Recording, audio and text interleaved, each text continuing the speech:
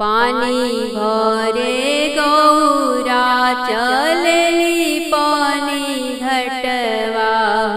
सखी सब पूछेली बात, पानी भरे गौरा चलली पानी घटवा। सखी सब पूछेली बात, चंदा जस मुख गौरा काहे मलिन भइल।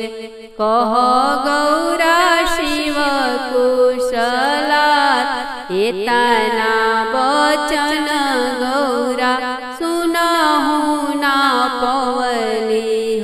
सखियन के दिहली जवाब, का हम कही सखी शिव कुशलतिया। शिवजी दुनिया रमावे दिन रात, हमारा के छोड़ी शिवजी रहे कैलाश पर।